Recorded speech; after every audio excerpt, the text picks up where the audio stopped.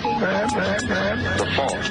We believe that all men are created equal. To the magnificent mosaic that is America. From radio beacon to radio beacon. I have a dream today. Change has come to America. Believe it. Knock, knock. Who's there? It's a figment of your imagination. Randi Rhodes Show. Turn up your mind. Everyone now in the Senate who's taken a constitutional oath to uphold our Constitution, and that doesn't mean loyalty to an individual. It doesn't mean loyalty to a political party. It means loyalty to our country. The president left the House with no choice. And I think a lot of us are watching this process, watching Washington go through the motions, and not expecting much but a foregone conclusion when it gets to the Senate. But we cannot give in to that sense of helplessness, because that's what they want. It was a constitutional necessity for the House to act as it did. And, Trump's response to suggest that only half of the American people want to see him thrown out of office now, I find is dumbing down the presidency beyond what I even thought he would do. If President Trump thinks that he should not be impeached, he should be not scared to put forward his own witnesses. The court that counts here is the court of public opinion. The American people deserve to see the truth of these administration officials testifying under oath so we can make up our mind. What conservatives, I think, understand is that we cannot have a president with that temperament who is dishonoring the presidency of the United States. What we have to do is we have to stop being obsessed over impeachment, which unfortunately strikes many Americans like a ball game where you know what the score is going to be, and start actually digging in and solving the problems that got Donald Trump elected in the first place. It was a great debate. I loved it. I loved it. Because you could go crazy listening to, this lunatic. You could go crazy listening to this immoral, bastard. You could lose your mind, and he's exhausting. And so it was really fun and wholesome fun to hear our issues literally debated.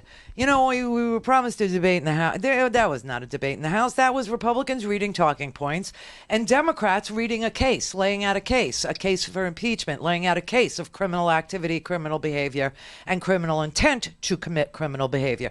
So we never really got a debate, and I was craving one. I was wanting one. I was needing one. And then Pete Buttigieg got a garbage can beaten. Did you see that? Wow. That was a pile-on. Ooh, Pete, man, he looked as frustrated as I do every Friday night. Oh, it was just like, best 13 seconds of my life. Oh, yeah.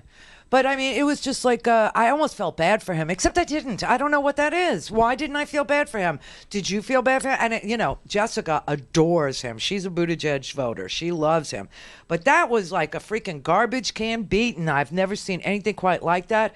But to hear Medicare for all debated against a public option, debated against, half Medicare for all or some Medicare for some or whatever. At least we were talking about ways to make progress, ways to free families from $10, $12, $13, $15,000 a year premiums, plus co-pays, plus deductible. It was thrilling. I have to say, I know, I'm a geek. I'm a total geek. I love it. And then on the heels of it, right before it, I think it was, we got this news that Billy Graham's family's newspaper called, I don't know, I'm not a big imbiber of evangelical newspapers, but neither is Donald Trump. Christianity Today or Christian Times, it's Christian Times, right? They put out an opinion piece saying that Trump needs to be removed from office. It was an editorial written by the editor-in-chief of the Christian Times. It's scathing. I don't know if anybody bothered to. And you know what was really crazy? I was trying to get a copy of it. You probably were too. Something that you never read. I don't know. I don't think, you read it. Does anybody read it? I don't know. Do you read it, Brett? Is that your go-to? Is that your toilet, No, it's not mine. Well, I guess if it was between that and the Ballard Designs catalog, maybe I would read that. But usually for me, it's a Vanity Fair, and nothing beats that. You know how I am.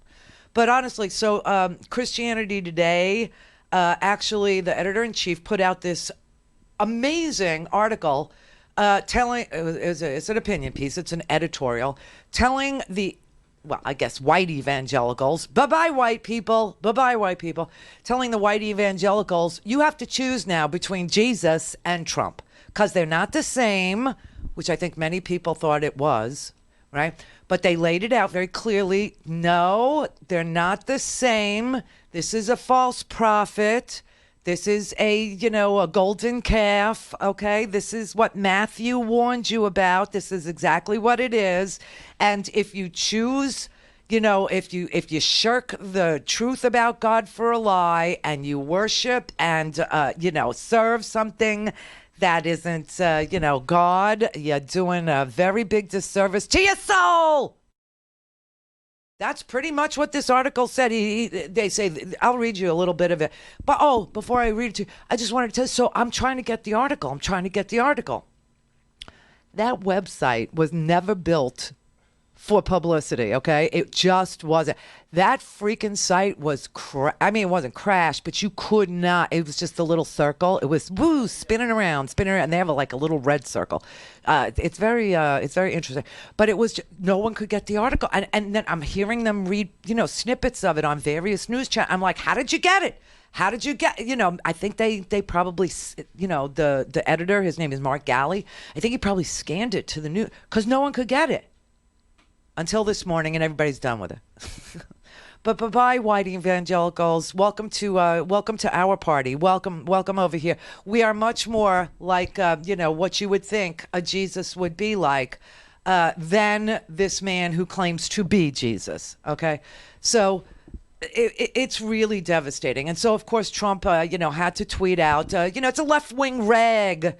Screw those evangelicals. Those aren't my evangelicals, I swear to God, he's so disloyal to, and the evangelicals in this country who have been smelling the hypocrisy for a really long time tend not to, let's say, be the white ones.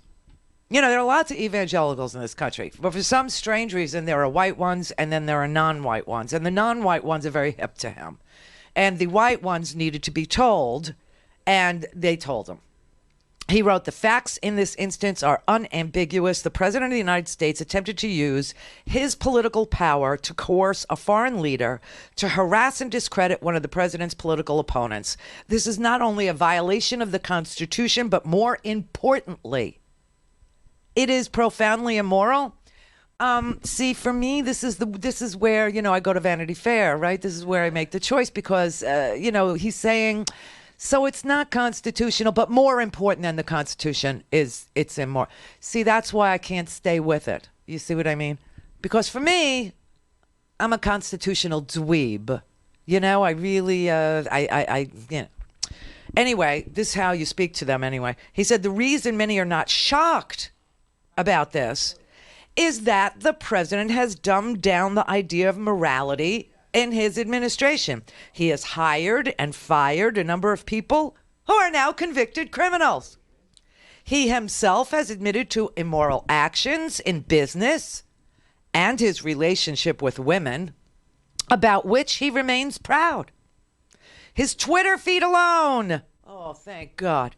His Twitter feed alone, with his habitual string of mischaracterizations, lies, and slanders, is a near perfect example of a human being who is morally lost and confused. Trump's evangelical supporters have pointed to his Supreme Court nominees in his defense of religious liberty and his stewardship of the economy. It says, this damages the institution of the presidency, damages the reputation of our country, damages the spirit and the future of our people. None of the president's positives can balance the moral and political danger we face under a leader of such grossly immoral character. So they finally told the white people, listen, you're selling your soul, buddy. You're selling your soul. I told you that a long time ago, but you didn't want to hear from me. At RandiRhodes.com. Go for launch. Speaking truth to power, The Randi Rhodes Show. I know what you're thinking, America. How am I still on this stage with them? Senator Warren, you would be the oldest president ever inaugurated. I'd like you to weigh in as well. I'd also be the youngest woman ever inaugurated. The mayor just recently had a fundraiser that was held in a wine cave full of crystals and served $900 a bottle wine. I did not come here to listen to this argument. I came here to make a case for progress, and I have never even been to a wine cave. I've been to the Wind Cave in South Dakota, which I suggest you go to. I'm on the record saying that you need both strong men and female leaders in government, because the fact is, if you get too many men alone and leave us alone for a while, we kind of become morons. If you just go by vote totals, maybe what goes on in my city seems small to you. If you want to talk about the capacity to win, try putting together a coalition to bring you back to office with 80% of the vote as a gay dude in Mike Pence's Indiana. Mayor, if you had won in Indiana, that would be one thing. You tried, and you lost by 20 points. Let's talk about how we win. Excuse me. And making sure that we're able to cover everyone who is, in fact, able to be covered. Hey, put your hand down for a second, Bernie, okay? Just waving to you, Joe. I know. Saying hello. I know. Those were good one-liners. Andrew Yang is very freaking funny. I have to tell you, I didn't realize just how, creative and funny he is. It was a great debate last night. It was really, really good. And, I do not take sides in the primary, and I will not do that today. I'm interested in what you thought and how it hit you. I will say Pete Buttigieg was tested. He really was. Personally, I think he passed. But he was tested. He was tested severely. I mean, they piled on to him. It was unbelievable. The wine cave thing. I was surprised. Very few people were on Twitter last night. I will say I was very surprised. Most people, I think, that are of the Twitter sphere were actually watching this debate, and it was interesting. It really was. It was heartening, let's say, that people were not tweeting at me, and they were not tweeting, this one or that one. I think people were really paying attention. But here's how it played out with him last night. Buttigieg was accused of having a closed, secret fundraiser with $900 bottles of wine in a wine cave with crystals all over there. And Bernie pointed out that he had 39 billionaires supporting him. Now, Joe's got 49 billionaires, but then he set Buttigieg up to fight Buttigieg to fight Biden over who gets the most billionaires. Billionaires, we're talking. And, Klobuchar called Pete a piker. Did you hear her call him a piker? This was just like amazing. She's like, how dare you? Really, it was. She did great last night. I got to say, I don't know how many people are following her career here, but she did great. So I look at this a different way. When we were in the last debate, Mayor, you basically mocked the 100 years of experience on the stage. And what do I see on this stage? I see Elizabeth's work starting the Consumer Financial Protection Bureau and helping 29 million people. I see the vice president's work in getting $2 billion for his cancer moonshot. I see Senator Sanders' work of working to get the veterans bill passed across the aisle. And I see what I've done, which is to negotiate 3 farm bills and be someone that actually had major provisions put in those bills. So while you can dismiss committee hearings, I think this experience works. And I have not denigrated your experience as a local official. I have been one. I just think you should respect our experience when you look at how you evaluate someone who can get things done. Respect will be paid. She did great last night. I have to say, this was Amy Klobuchar's best debate. I'm not saying, who I'm going to vote for or who you should vote for. As you know, you fall in love now, and then you fall in line when we have a nominee. I hope. All right, Jay in Nevada. Hey, Randy. Nice talking to you. I haven't called in for a while. Missed you. So I just looked. Hillary was 69 when she got the nomination, just so Elizabeth Warren knows. The debates, I like Buttigieg. You do? I like Biden. But the reason why I wanted to call in, and I hope it's okay, is when the Republicans and Democrats were debating the impeachment, the Democrats left so much ammunition in their ammo belts. Like, if they were all talking about the substance, if I would have been one of the Democrats, I would have gone up there when Schumer or Nate Nadler called me up and said, "Hold on for a second, I need to look at these two pieces of paper. I'm looking at the phone calls. You know, you President, I don't understand why the Republicans are talking the substance, because in these calls, I do not see Donald Trump talking corruption and how to fix it in Ukraine. Now, I do see Biden, Hunter, CrowdStrike, and Giuliani. Now, our Republican friends wouldn't be lying to our American public, are they? Because they're not using that ammunition. They didn't need to last night because they're talking to Democrats and moderates and independents who all get what happened. And so what they said last night was, if the president has nothing to hide, why is he hiding everything? That's what they said.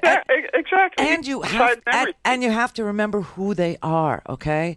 Remember that Klobuchar and Warren and Sanders are jurors. Well, yeah, they can't do what Mitch is doing. Right. That's right. So now, can he be recused? Can he be forced to recuse him and Graham? Recused means you take. Can they be forced not to be jurors? Because they've already said, we don't care what the facts are. We're voting for Trump. Okay, they've already decided. So that's up to Justice Roberts, isn't it? Well, I also heard that even if Justice Roberts makes a decision, because it's the Senate, that they could override his decision. Yes, they could. They could vote. They could vote 51 votes to keep him there. This is just disgusting, and Trump's going to do it again if he doesn't get removed. And that's the thing; he's going to continue to do this no matter what happens. Well, there's no question. So, now, of course, because, the House adjourned and they didn't send the articles over. They didn't pick House managers because they don't know who to pick, because they don't know what arena they're playing in. Do they want somebody who is, good at direct examination? Do they want somebody who's good at cross-examination? They don't know if there are going to be any witnesses. They can't pick who to put, because they don't know, what the rules of the game are or whether there's witnesses involved. And so they just let this hang over Trump's head for the entire Christmas, New Year's holiday. They're not coming back till the 7th of January, and he's going to have the worst freaking Christmas of his life. I applaud that. I told you that was probably a very good plan. But when they come back, something's got to give. There are people that are saying, let him go into the election as impeached with no trial. But already, now I haven't seen this thing, but I heard that Bolton said that he has a lot of things to say about Trump. Yeah, he did. He said it. You can look it up on Twitter. Call in, connect. To speak to Randi, call 561-270-3844. 561-270-3844. Watergate, this is a global Watergate. In the case of Watergate, a paranoid president facing election looked for dirt on a political opponent. He did it by getting people to break in. This president did it by calling a foreign leader to look for dirt on a political opponent. And I would make this case. As we face his trial in the Senate, if the president claims that he is so innocent, then why doesn't he have all the president's men testify? Richard Nixon had his top people testify. We should be hearing from Mulvaney, who is the one, under oath, witnesses have said that Mulvaney is the one that said, okay, we're going to withhold this aid to a fledgling democracy to get dirt on a political opponent. We should hear from Bolton, who told his own staff to go see a lawyer after they met with the president. That is the case. If President Trump thinks that he should not be impeached, he should be not scared to put forward his own witnesses. That's the whole case right there. That is everything. Now, Mitch McConnell is going to stand there and say, oh, the case is so weak, that's why they won't send it over there. And we all intellectually honest people know that the reason it hasn't been sent over there is because Mitch McConnell proclaimed to the entire universe that he cannot and will not be impartial in his administration of justice. That's why Nancy Pelosi didn't send it over there forthwith, because he told her, I'm going to acquit him. I'm not going to hear any of the evidence. I'm not going to look at anything. Nothing. We're just going to do a quick up and down vote. I am going to whip this vote, and that's going to be that. And that's why she held on to it and said, you know what? You better rethink, because your president is telling you he wants a quick acquittal, blah, blah, blah. Guess what? I'm slowing it all down, because I still have cards to play. And unless and until you commit to doing equal justice under law, and that no man is above the law, and you can be an impartial juror, and you can come up with rules that is more than, just we're going to take it and we're going to have opening argument and then we're going to vote. If you don't agree to hear the witnesses that we called, at least, or if you don't agree to actually subpoena the documents that he's sitting on, if you don't call the direct witnesses who are on that phone call, Pompeo, Bolton, Blair, all these people, then you know what? We're going to ruin his Christmas. Let him stew. Let him feel what this country feels. Let him feel exhausted. Let him feel frustrated. Let him feel no progress is being made, because that's what you do. That's what you've done to people, and we're going to do it to you. And I'm telling you, it's a great thing. I said, there is no reason why she had to send it over there. She didn't have to, and she didn't. And they adjourned last night, and that means there will not be a vote until January. A vote. There won't be anything at all. Nothing. No, there may be discussions on the phone as everybody goes off on their winter wonderland vacations. But there won't be any committee meeting. There won't be nothing until January 7th, when everybody returns. And that is beautiful. So that is the case. That's what's going on here. And I told you, if we do this indefinitely, I thought it was so urgent. If it was so urgent, why didn't you send it over here urgently? Because you're unfair. That's why. And it is urgent. Both things can be true. That you're unfair and it is urgent can both be true at the same time. And the urgency is before the election, because he's going to cheat. He's already begun to cheat. There was an interview scheduled with CNN, Fareed Zakaria. It was going to happen on September 13th with Zelensky. And Zelensky was going to announce investigations into the Bidens and CrowdStrike. So there you have it. I thought she put that just perfectly, because that's what I've been saying. If the president has nothing to hide, why is he hiding everything? All right, Phil in South Carolina. That's actually North Carolina. Oh, sorry. Yeah, anyway, I have a bit of a different take on this letter. I think it could possibly, or this article, it could possibly be a Trojan horse, so to speak, to lay the groundwork for senators to vote Trump, have Trump removed and allow Pence to ascend to the throne, so to speak. There's really only one thing standing between the evangelical right and the White House, and that, ironically, that's Donald Trump. If he's removed, Pence ascends, then their dream finally comes true. They have their man in the White House, and I don't think they I'm sure they hate Trump anyway, and this would be the perfect situation to get rid of him. Who hates Trump anyway? The people that run, not the base, but the people, the R, and C for the most part, I think. And, you hear all the time on TV that people say, well, privately, these guys despise Trump, and I think that, the leaders of the evangelical movement don't like him either, want to get rid of him. And, you saw, first of all, a little while back, you saw Falwell come out against, the Kurdish thing, as if they care about the Kurds, and now suddenly that it's assured that this impeachment will go over to the Senate. Then if 20 right-wing Christian senators jump ship, suddenly Pence is the president. Uh-huh. And they would suddenly have, the shoe would be on the other foot. Mm-hmm. Suddenly, Trump would be under their thumb rather than the other way around, because they'd have everything they need to bury him. They could release his taxes. They could send that family to jail. They could do whatever they want. And they have probably, maybe $100 million in. So this is all a conspiracy to get Mike Pence elected president. I think it's I think it deserves to be considered. Let's put it that way. Maybe it's crazy. Yeah. But if 20 senators jump ship, don't say I didn't say it. I mean, I'm just saying it's a possibility.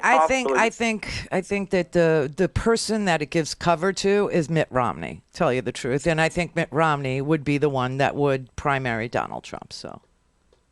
Yeah, well, yeah. I mean, you look at the polls, Yeah, but Pence is implicated in this mess too. Pence met with Zelensky in Warsaw and told him he needed to do the investigations, and Pence is not innocent here. So I don't see that this is some plot to get Pence, selected for the next 9 months as president of the United States. I think, if anything, this actually gives Mitt Romney and people like him who lead with their faith.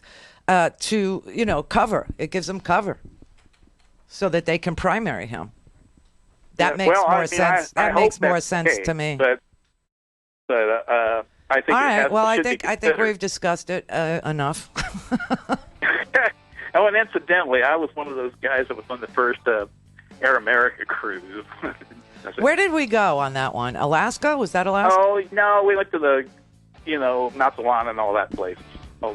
Oh, yes. Was that Mexican Riviera? Yeah. And I was right behind you as you exited the ship. The little bouncy balls on your boots and all that crap. That you were so proud of. Bouncy boots. Those were black. Those were adorable. Those were mini Tonkas. I remember you talking about them on the radio, and then I thought, there they are in person. Where are those boots? Those are my little mini Tonkas. Yes, with the pom poms. Yeah. Why was I wearing them in Mexico? Sometimes. I can't even tell what the weather is. I could tell you the names of every freaking senator, but I can't tell you what temperature it is. And I'm wearing mini Tonka fuzzy ball boots in Mexico. This is the Randi Rhodes Show. To speak with Randi, dial 561-270-3844. That's 561-270-3844. How do you answer top economists who say taxes of this magnitude would stifle growth and investment? Oh, they're just wrong.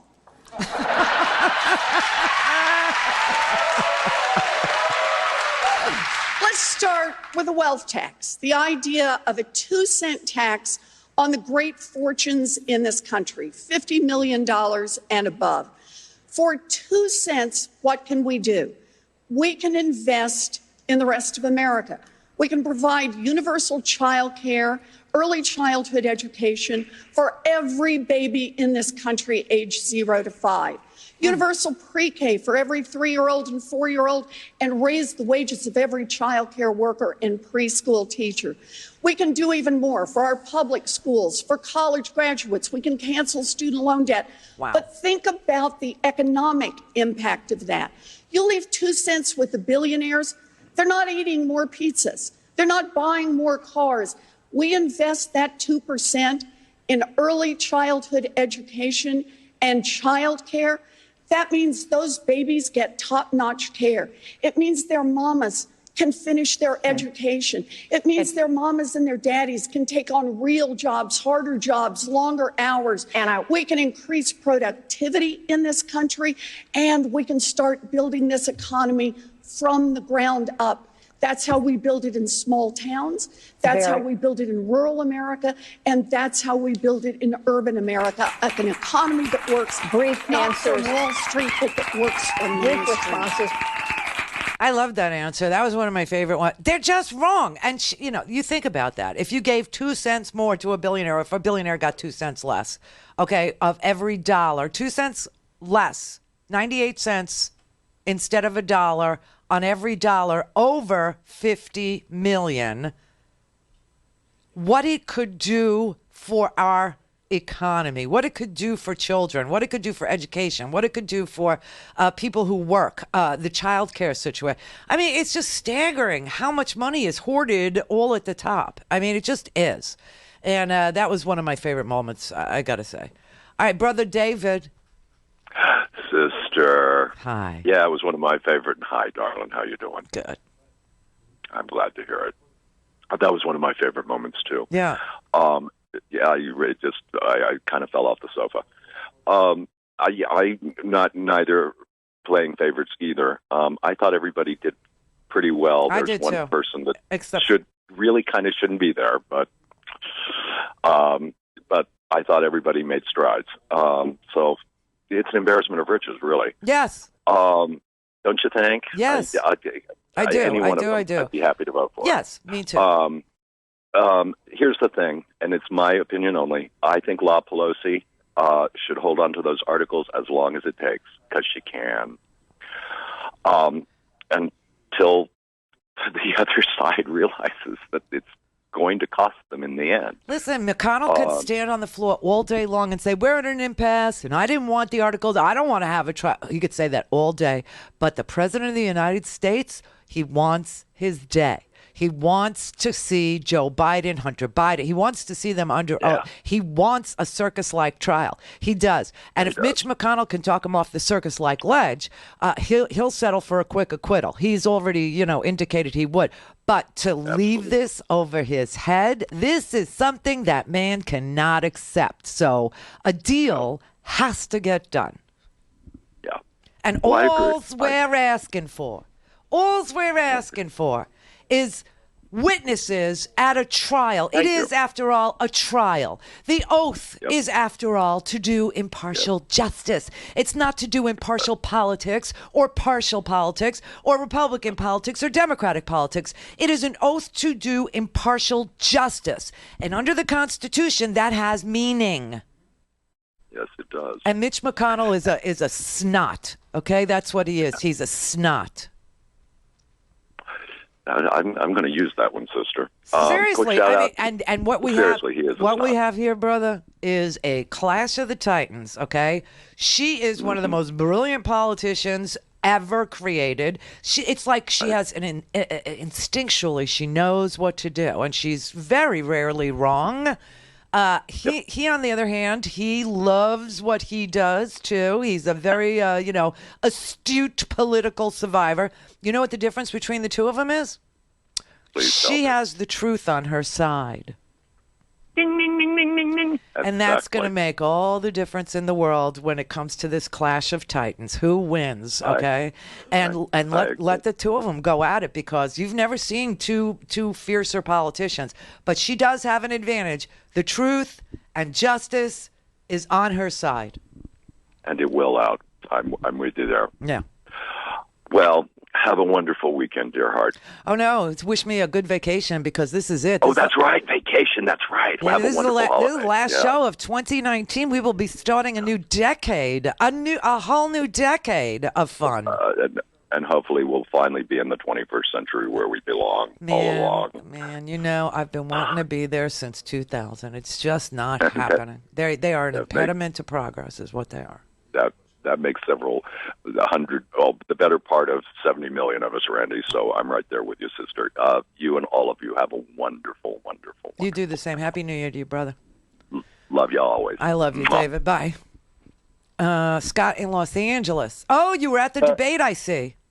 I was there last night. How was it? Oh, my love. Well, I wanted to tell you just a little bit of the ground observation about the size of the crowd for each candidate. First I want to say I thought everyone was pretty great. I don't know, Tom Steyer. I'm like, well, I still like him a little bit. He's fighting for the right stuff, right?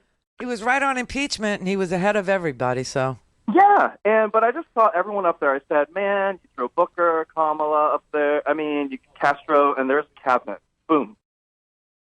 Yeah, I mean, Kamala would make a great attorney general. There's no question about it. Listen, don't write off some of the others. Like Jay Inslee would make a great EPA, head of the EPA. There's so much talent on our side. There's so much experience and talent and good intentions and smarts and ability. I mean, these are people who actually read. Oh, my God. It was great. It was a great night. But, there was the war, and it's interesting because all this poll, every day there's a new poll. Someone's thinking and someone's, thriving and surging, and I just don't know what I believe.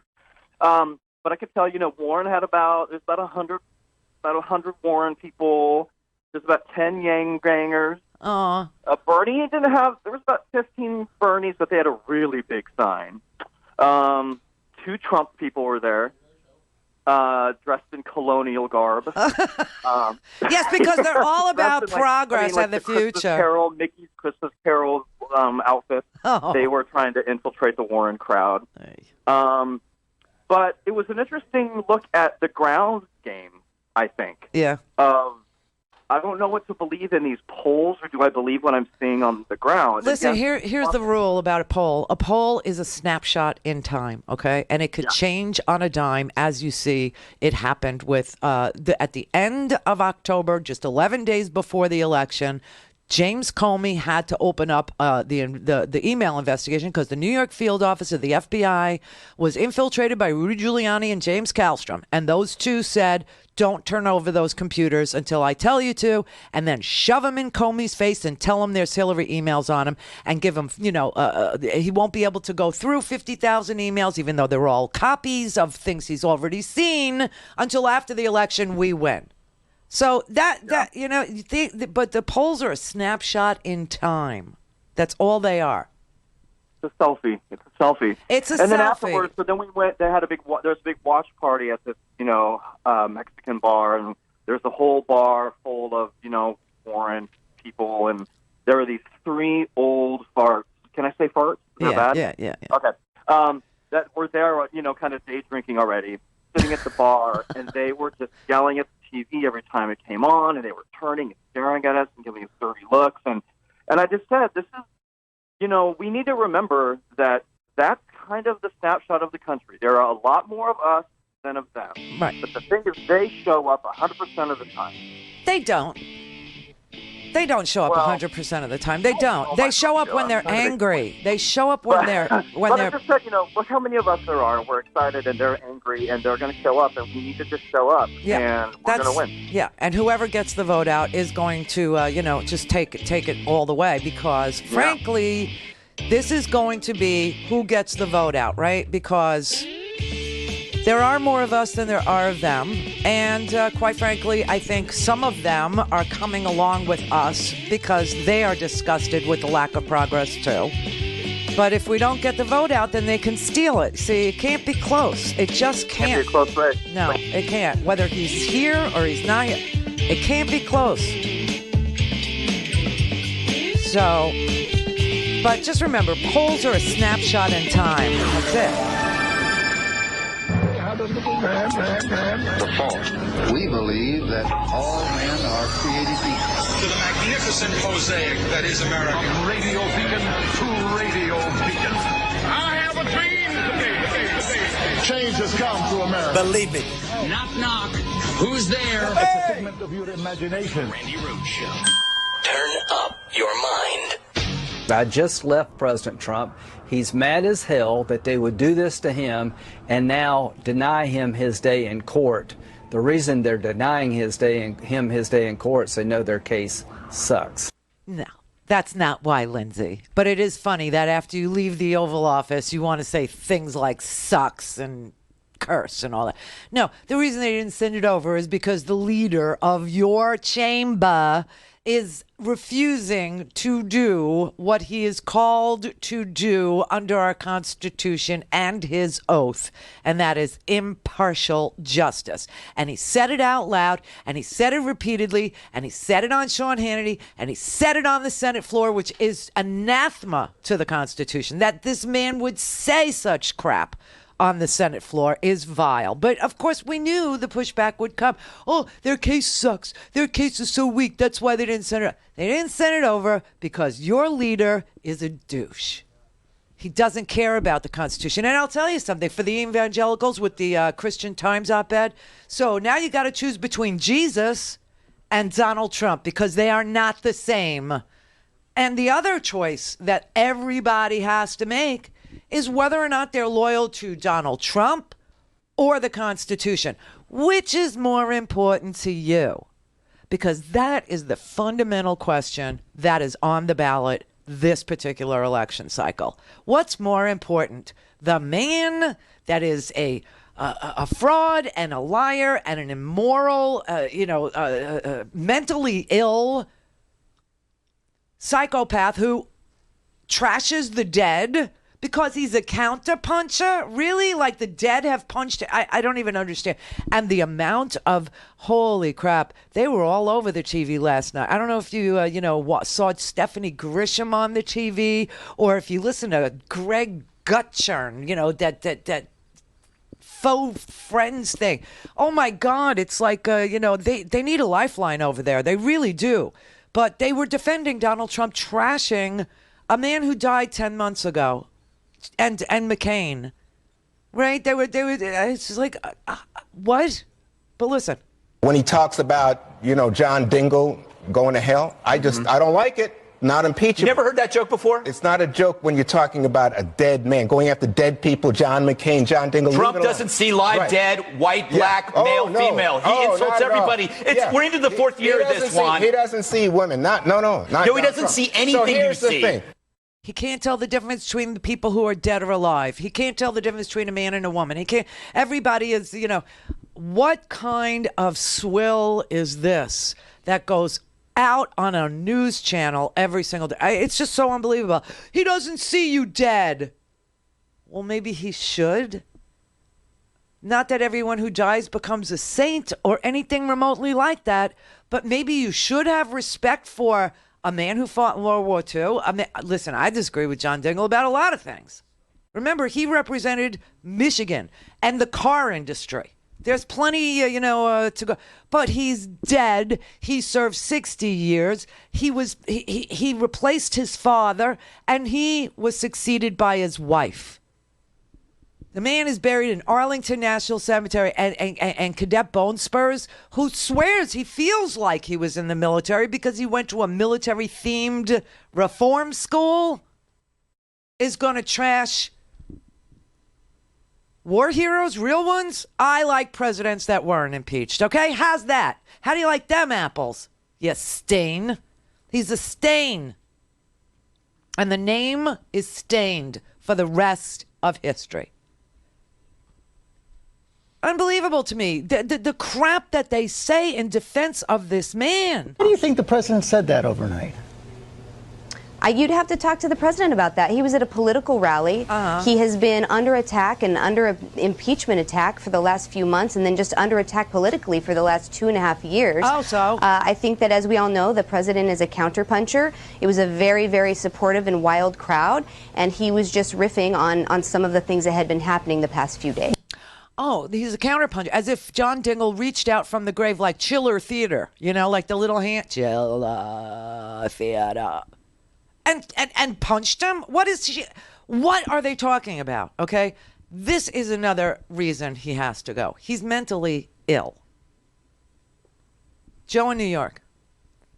Hi, just wanted to ask a question about the redacted FBI report. Yeah.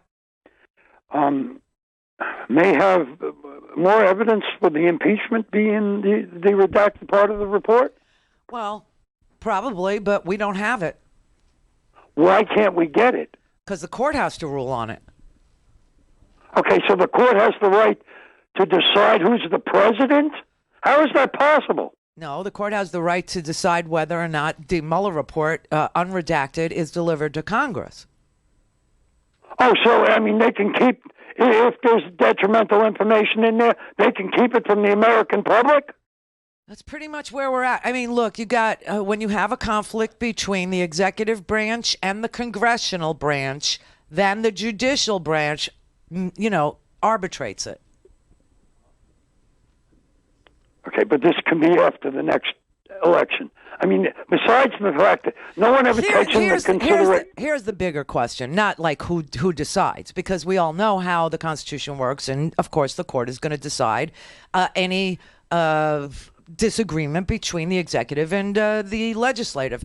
However, the bigger question is, why are the courts not treating this with the urgency it deserves? Are they lazy, or are they... I don't know. What is the reason that they're not, expediting these decisions that are obviously needed to help us self-govern? One other question, if that's possible. Okay. Do the average Americans know that he was given $2 billion during the last election in free advertising, and what effect that will have on the upcoming election? Oh, I mean, it's proof that the rich are keeping him in the presidency. Okay, I don't know what it's you're all talking the about rich. now. It's not I have us. no idea what you're saying. Okay. What are you talking He about? was given $2 billion in free advertising. Who? Trump. Who gave him $2 billion? NBC, CBS, ABC. Oh, because he was such a... How do you beat somebody that... Oh, stop. You're busting my eardrums. All right, Rob in Arizona. Hi, Randy. Yeah, it's like, why do you yell Hi, Randy, I'm here. I know, it's like, why do you yell at the friendlies? Because they're stupid. Hey, I've got just, I want to say a comment about responses to the talking points. And then I also want to talk about the handover, the impeachment. And I'll make these really quick. Anytime you hear Hunter Biden or the Bidens come up, this is for, the holidays. Bring up Trump Jr. and the fact that he never was under oath in front of the Mueller grand jury. So anytime you hear that whole Biden thing come up, just bring up Trump Jr. Anytime you hear they wanted him impeached from day one, just bring up the same thing. The Trump Tower, again, made him impeachable from day one. And basically they might say, well, the Mueller report exonerated all that. You say, no, the Mueller report, the Republican crime party basically put Barr in place, and that pretty much ended that. He probably shortened the whole trial where they couldn't finish and come to conclusions on well, there's no evidence. There's no evidence. I wish, they did ask Mueller whether or not he felt pressure or was asked to end the investigation early. He said no. But remember what he also said. He said that he had to begin his investigation with the idea that the President of the United States cannot be indicted. So he didn't exonerate him, and he couldn't indict him. Now, whether or not you agree with Mueller's interpretation of the law versus a rule, a memo at the Office of Legal Counsel, that's a whole other topic. But he did not exonerate Trump. In fact, he said that Trump, in the obstruction of justice portion, he said that Trump did commit those crimes at least 5 times that met all 3 criteria for an obstruction charge. 5 times. Clear for Connect. To speak to Randy, call 561-270-3844. 561-270-3844. Folks aren't measuring the economy by how the Dow Jones is looking. Measuring the economy by how they're doing. When you're doing the bills at the end of the month at your kitchen table, and you find that even if your wages have gone up, it's not nearly going as fast as the cost of health and housing. This economy is not working for most of us, for the middle class. And I know you're only ever supposed to say middle class and not poor in politics, but we've got to talk about poverty in this country. There is not one county in the United States of America where someone working full-time at the minimum wage can afford a 2-bedroom apartment. In most places, not even a 1-bedroom apartment. The biggest problem in our economy is simple. People are not getting paid enough. That is not the result of some mysterious cosmic force. It's the result of bad policy, and we've got to change it by raising wages and empowering workers. That was well done. Except I just don't want to hear anything more about my kitchen table. Because we all know that we're paying bills online. So could we just modernize that little, cliche about the kitchen table and the family all forlorn and sitting around? No. I mean, obviously, I get the point. But listen, Andrew Yang has a really interesting take on what it is that caused Donald Trump to be able to appeal to the forgotten man. If you turn on cable network news today, you would think he's our president because of some combination of Russia, racism, Facebook, Hillary Clinton, and emails all mixed together. But Americans around the country know different. We blasted away 4 million manufacturing jobs that were primarily based in Ohio, Michigan, Pennsylvania, Wisconsin, Missouri. I just left Iowa. We blasted 40,000 manufacturing jobs there. The more we act like Donald Trump is the cause of all of our problems, the more Americans lose trust that we can actually see what's going on in our communities and solve those problems. What we have to do is we have to stop being obsessed over impeachment, which unfortunately strikes many Americans like a ball game where you know what the score is going to be, and start actually digging in and solving the problems that got Donald Trump elected in the first place. We have to take every opportunity to present a new positive vision for the country, a new way forward to help beat him in 2020, because make no mistake, he'll be there at the ballot box for us to defeat. Now that is an interesting take. He'd be a phenomenal Secretary of Labor. Phenomenal, because he gets what automation is doing to real jobs. He gets what automation has done to people who used to do the work that robots now do. He understands that, and that, some people who are older aren't ready to hear that that is the real cause of the hemorrhaging of blue collar jobs. But it is. It is, and he's got a very, very salient and decent point to make here. So that was another thing I really liked. And he's funny. He would make a wonderful... whenever I plug people into the cabinet, instead of plugging them into the Oval Office, I get yelled at. Oh, well, you've already relegated him. I'm just what's the bad word I hate? Conversating. That is not a word. It's conversing. Scotty. He says that. You don't get orientated. You get oriented, okay? Just wanted to say that. Dwight in Missouri. Dwight, hi. Hi, Randy. Hey. Love your show. Thank you. My show loves you. Thank you. I'm a retired auto worker, and I love you telling the stories about the auto workers. We worked hard. We got good money, but those jobs are gone. That's why I sent a $100 check to Bernie Sanders. And I want to thank you also for bringing up Amy Klobuchar and Elizabeth Warren. Hey, I'd vote for them for president, either one of them. And if we can't have them as president, I need them for vice president. Beautiful. Yeah, I'm with you. Whoever the nominee is, I'm fine. We're down to 7 people, and all 7 are okay with me. Some, in my mind, I think would, do things the way I would like to see them done. But any of them should be the nominee. They could all get my vote. By the way, there'll be another debate on January 14th. That one will be in Des Moines. I'm saying that right, Iowa? Des Moines? No, I know it's Des Moines. I love Iowa. I've been to Iowa a million times as a truck driver. But the next one will be 2 weeks before the Iowa caucuses. 2 weeks before, February 3rd, people start voting in this country. So January 14th is the next Democratic debate in Des Moines. Marissa in Washington. Hi, Randy. Hi. I am a first-time, long-time. In fact, I've been listening to you since I was 17, and now I'm 33. Oh, I was sorry, I was going to say I'm 53. I was like, oh, you should join that other caller that thinks I've been broadcasting since the 80s or something. Well, I watched the entire debate last night, and I see the good in all 7 candidates. I do, too. And I thought this was like the best debate this year. It was. All of them. It absolutely was. It was an excellent, excellent debate. First of all, you got to give props to the Judy Woodruffs of the world, even though she called. I think she switched up. She switched Andrew Yang and Tom Steyer. Yeah, at the beginning. Yeah, it was very interesting. But she did a great job. I mean, and Amna Nawaz, Yamiche Alcindor was incredible. Tim Alberto, Politico, they were wonderful. They did not, settle for namby-pamby answers. They wanted people to be direct. The questions were thoughtful. It was a very well done debate.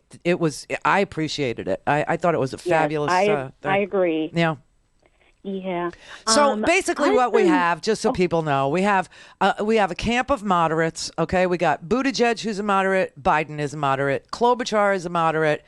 And then you've got the progressives, obviously Bernie, Elizabeth Warren, Andrew Yang, who's a futurist, and that's very important, and Tom Steyer, who's a billionaire who cares about climate issues. So, who on that stage would I be unhappy with? No one.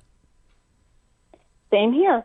I'm more of an Elizabeth Warren fan, but I like I like Amy Klobuchar. I like Biden. I love Bernie. I was a Bernie person in 2016, but I fell in line at the general election and voted for Hillary, even though I had some reservations. Me too. And I know she was way, way, way, way, way better than Trump. Me too. I did the same thing as you. I was a burner. I felt the burn.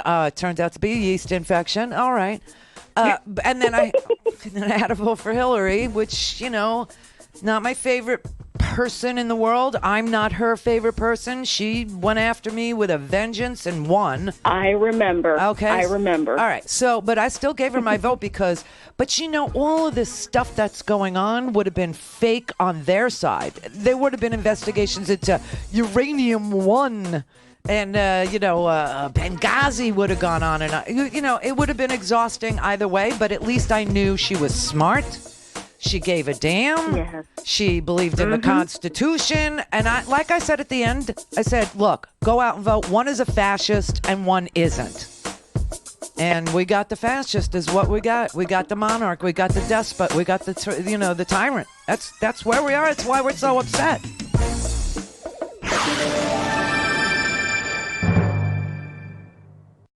Clear for takeoff. All things Randi at RandiRhodes.com. Go for launch. Speaking truth to power, the Randi Rhodes Show. At a time when we're spending twice as much per capita on healthcare as any other nation, when 87 million people are uninsured or underinsured, when 30,000 people are dying each year because they don't get to a doctor when they should, and when 500,000 people are going bankrupt because of the dysfunctional and cruel system that we currently have, you know what? I think we will pass a Medicare for all single-payer system, and I will introduce that legislation in my first week in office. Now, to answer your question, I think when we go out to the American people and tell them that right now we have got to take on the greed and corruption of the pharmaceutical industry, for example, which in some cases charges us 10 times more for the same exact drug as is charged in this country. When the American people understand that Medicare for All expands Medicare to cover home health care, dental care, eyeglasses, and hearing aids, and does it at a cost far, far lower than what some of my opponents are talking about, you know what? We're going to have the American people behind us. We will have Congress behind us. So there you have Bernie's argument about Medicare for all and why we need it. And of course, I'll just say this, whether or not you're for that, whether or not 50% of you get your health care from your company, wherever you work. The other 50% do it a myriad of ways. Some of us buy insurance on the exchange or on the private market. Others are on Medicare. Others are on Medicaid. Others are without. Still have 27 million Americans that don't have any insurance. So, and some of them, because Trump allowed these garbage policies to be sold again, think they have insurance, but then when they go to use it, they're going to find out it covers nothing. So, half of the country gets it from their employer. That half of the country is not willing to listen about Medicare for all because they don't know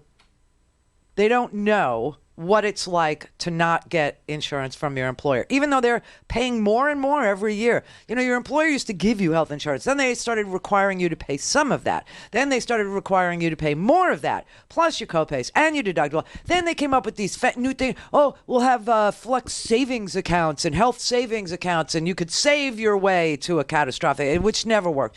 But the 50% of the country that gets their health insurance from their company doesn't understand what the other 50% of this country is going through. And that's the great divide on healthcare, which is the most important issue to all Americans. To all Americans. It's more important than any other issue because Americans are literally going broke, paying for deductibles, for copays, and premiums, whether they get it from their employer or not. The only carve out might be union members who negotiated for a good healthcare package. But, as an employee going into your boss's office, dealing with a manager, a middle manager, or even a senior manager if you report to the top, I mean, honest to God, you have no idea what we're going through out here. And so there was a big argument last night between Biden, the moderate, and Bernie. Vice President Biden, I'd like to bring you in. You spent an awful lot of time 10 years ago trying to pass a bill far less ambitious than what Senator Sanders is talking about here. Is he being realistic? I don't think it is realistic, but let me explain why. I introduced a plan to build on Obamacare. Remind everybody, 20 million people got insurance, didn't have it before. All people with pre-existing conditions were able to be covered. I could go on. We didn't get all that we wanted. Right. But now that it's been exposed, that taking it away has such dire consequences, I've added to the Obamacare plan the Biden initiative, which is a public option, Medicare, if you want to have Medicare, for reducing significantly the price of drugs, deductibles, et cetera, by underwriting the plan to a tune of about $750 billion, and making sure that we're able to cover everyone who is, in fact, able to be covered. Hey, put your hand down for a second, Bernie, okay? Just waving to you, Joe. I know. Saying hello. I know. So look, it covers everybody. It's realistic. And most importantly, it lets you choose what you want. Here, you have 160 million people who negotiated their health care plans with their employer, like many of you had. You may or may not like it. If you don't like it, you can move into the public option that I propose in my plan. But if you like it, you shouldn't have Washington dictating to you. You cannot keep the plan you have. Thank you, Vice President Biden. Good night. Senator Sanders, 45 seconds to respond. Under Joe's plan, essentially, we retain the status quo. That's not true. No, it is exactly true. Thank you. And by the way, Joe, under your plan, you asked me how we're going to pay for it.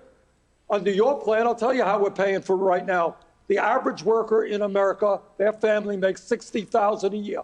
That family is now paying $12,000 a year for health care, 20% of their income. Under Medicare for All, that family will be paying $1,200 a year because we're eliminating the profiteering of the drug companies and the insurance companies and ending this Byzantine and complex administration of thousands of separate health care plans. Senator Klobuchar, I'm going to come to you. My name was mentioned. Yes, I'm going to come to you, but 45 seconds.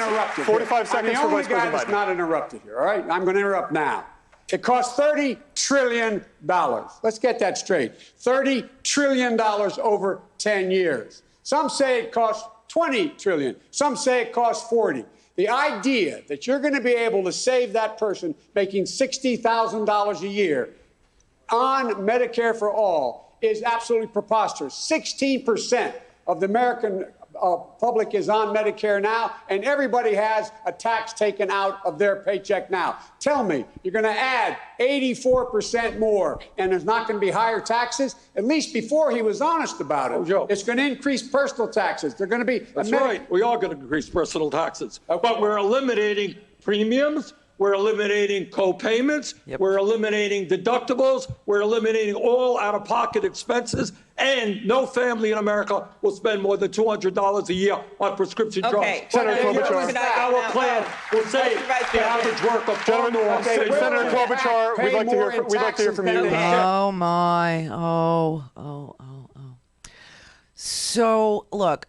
Joe Biden is moderate. Joe Biden is saying build on the Byzantine thing that we have here, where 50% of Americans, about 70 million people are enrolled in Medicaid, and that's how they get their health care.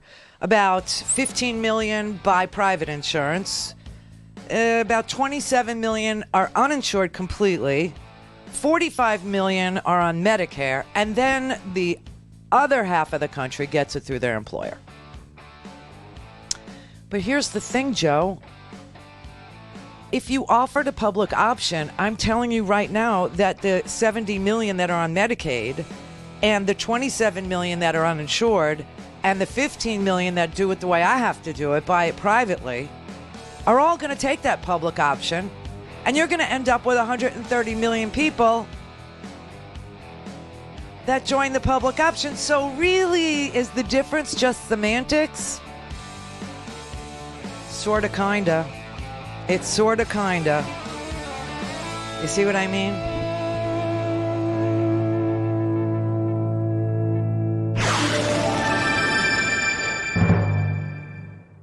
Randi Rhodes Show. To speak with Randi, dial 561-270-3844. That's 561-270-3844. The last segment of 2019. The teens are over. The teens are over for the Randi Rhodes Show, and we're going to move into the roaring 20s. Is that what we're going to call it? I mean, I hated the aughts. Nobody ever knew what to call it. We just never settled on any of it. And then teens are like, But maybe in the roaring 20s, we will actually enter into the 21st century. Wouldn't that be special? Why are we so slow getting into the 21st century? But anyway, before I forget and before I get cut off, I just want to say thank you so much for all the support. Continue to support. It's the only way we survive. I really am thrilled that this year, we had an expansion of our platforms. And, of course, thank you to Free Speech TV, to Dish Network, DirecTV, Sling, Roku, Apple TV, all those places. No thanks to YouTube, who makes us, every day prove that we're a news show. Every day we have to do it. And no thanks to any conservatives at all. I mean, they would kill us if they could, right? So there you have it. I just wanted to say thank you very, very, very much for all the support. It's pretty amazing what we've been able to do. And I just want to personally genuflect at the feet of Scotty and Brett, who do what no other human beings can do every day. I've never seen two people, I was going to call them boys, but they're men, two people work as hard and as happily as these two do. Oh, look at your cute little heads. Oh, we don't work nearly as hard at this as Randi does, just so everybody's clear about that. Well, that's true. Yes, all right. I'm glad. All right, so it's a BS-free zone. Okay, good. But thank you. You guys are the best. I mean, I look forward to seeing you every single day, and that is hard to come by, so thank you so much. Joe in New Mexico. Hey, Randi, how's it going? It's good. I should have clarified to your screener. I guess in order to get more buy-in to Medicare for all, or even as a public option, it's going to be kind of a pull strategy. In marketing, it's always a push-pull. You want to get people wanting it as opposed to forcing it on people. Yeah. But my point is regarding the employer healthcare plans that are discussed a lot. I kind of feel that we need to do a better job in explaining to consumers out there that the employer plans are not always good plans. You know, they get to choose from a list of plans they want to carry. Mm-hmm. And like the Affordable Care Act, they're your gold, silver, bronze, and then the lower plans. And people think that just because they have a healthcare plan from their employer who subsidizes part of that plan, that it's a good plan. And in most cases, it's not.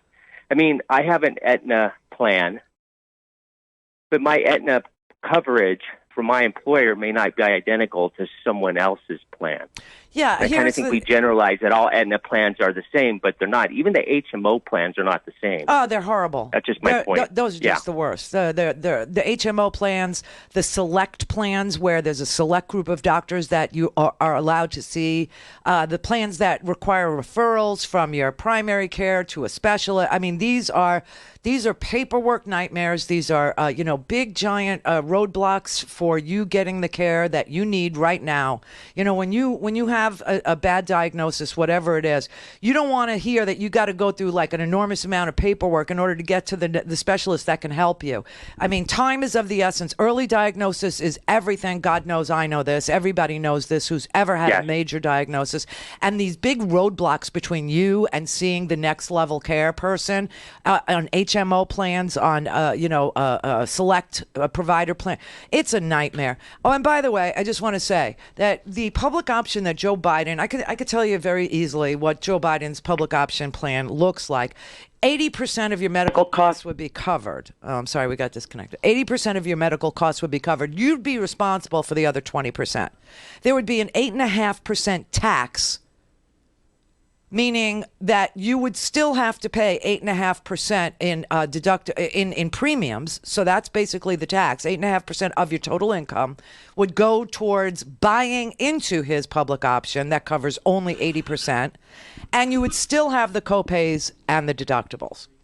Bernie's plan, on the other hand, covers everything: no premiums, no deductibles, no copays, and yes, your taxes would be around, let's say, 10%. So if you're paying $1,000 a month for your health care plan for you and your family, and you make $60 a year, then your taxes, all that goes away. You don't pay the $12,000 anymore. You would pay half. You'd pay $6,000 and no copays. No. So there is a difference in the proposals. But I get why people are so frightened of it. I get it. But I will tell you that Biden's plan is going to leave a lot of gaps and a lot of complaints, and a lot of people are going to be really, really disillusioned about how much they have to fork over still. So just know that. And Klobuchar, she's also a moderate, and she's like, I got a different plan, but, let's not burn the bridge we got.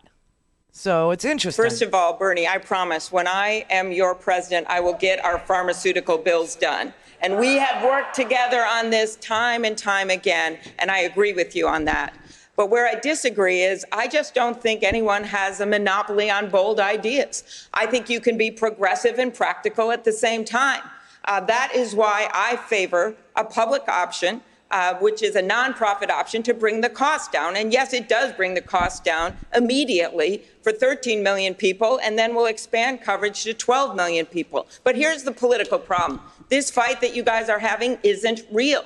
Your fight, Bernie, is not with me or with Vice President Biden. It is with all those bunch of those new House members, not everyone by any means, that got elected in that last election in the Democratic Party. It is with the new governor, Democratic governor of Kentucky, that wants to build on Obamacare. And the way I look at it, if you want to cross a river over some troubled waters, you build a bridge. You don't blow one up. And I think that we should build on the Affordable Care Act. She mentioned Senator Warren, we would like to bring you in. She took my name in vain. Oh. She hurt my feelings. I am crushed. Can I respond? Never. My fight, Amy, 45 seconds, Senator. My fight, Amy, is not with the governor of Kentucky. Right. My fight and all of our fights must be with the greed and corruption of the pharmaceutical industry, with the greed and corruption of the insurance industry. These guys last year made $100 billion in profit, and tens of millions of Americans cannot afford to go to a doctor tonight. The day has got to come, and Joe is not talking about it, Amy is not talking about it. The day has got to come, and I will bring that day about when we finally say to the drug companies and the insurance companies, the function of healthcare is to provide it for all of our people in a cost-effective way, not to make massive profits for the drug companies and the insurance companies. And so, when everybody wishes you and yours a happy and a healthy new year, keep the healthy word in your mind, and let's just hope and pray that somehow in 2021, 2020 we will vote. Oh, I can't wait for 2020. 2021 we will swear in somebody as president of the United States. And let's just hope and pray that that person understands that America has 27 million people with zero health care. Zero health care. They can't afford health care. It's so sick. It's almost impossible to process that information in my mind. You have 70 million people who are getting Medicaid, which is the next worst thing to having no care, because so many people will not take Medicaid because of the reimbursement rate. And you've got you got 15 million people that are doing what I'm doing and are spending like 30% of our total income on just paying premiums, never mind the copays, okay? I don't even count that. I just look at the premium and I shake every month when I have to pay that premium. Then there's the copays. Then there's the deductibles. Then there's the, went to the doctor. Here's a $65 copay today. Thank you for coming in. So please, let's keep the eye on the prize in 2020. The eye on the prize. And the prize is the 21st freaking century. The prize is getting somebody who understands that the country has been so corrupted by mega donors, by billionaires and millionaires and people who profit off of our misery. And it has to end. And we can do that. We can do it. And we will do it in 2020. Just want to say I went to the doctor today. I'm very healthy. Too bad. I'm going to live to see Donald Trump die in jail. Isn't that fun to know? Happy New Year. Merry Christmas. Happy Hanukkah. Yay. Clear for takeoff. Randi Rhodes Air Force. Air Force. RandiRhodes.com. On November 23rd, about 130 students from Yale and Harvard ran onto the field after the halftime show in New Haven at the annual playing of a rivalry so iconic it's simply called The Game. They unfurled banners calling on the two prestigious, almost unbelievably wealthy universities to divest their holdings in fossil fuel companies and Puerto Rican debt. I was one of a handful of baby boomers who joined them. Divestment would help delegitimize the fossil fuel industry, which is doing everything in its power to obstruct the transition to renewable energy that is so desperately needed to prevent climate disaster. Puerto Rico, still recovering from the devastation of Hurricane Maria, urgently needs debt relief. Thus, the overall theme was climate justice. Since becoming active in the anti-Vietnam War movement in the 1960s, I have participated in an untold number of protests, but this was perhaps one of the most powerful. Time will tell if the global media coverage will help move Harvard and Yale to divest these holdings from their endowments. $39 billion for Harvard, $29 billion for Yale. But the action has already had an impact on me. After we sat down in midfield and prevented the second half of the game from starting, hundreds more students and some others flooded onto the field to join us. It was a beautiful sight. We chanted till we were hoarse. What do we want? Climate justice. When do we want it? Now. If we don't get it, shut it down. The game announcer pleaded, out of courtesy to the players and the fans, please leave the field. The game must go on. The absurdity of prioritizing a football game over the survival of life on Earth as we know it was not lost on us. I wonder how many people in the stands noticed. Climate scientists say we have until 2030 to reduce the emission of global warming gases enough to prevent irreversible climate chaos. The students know they are facing a changed, diminished, and very scary world. Despite the exuberance and joy we all felt in accomplishing our goal of reaching the field and unfurling our banners, the overall feeling is one of trepidation, but also a fierce resolve. I love these young people with all my heart. I love their commitment, their love for each other, their welcoming elders like me into their bold, creative actions. I love that one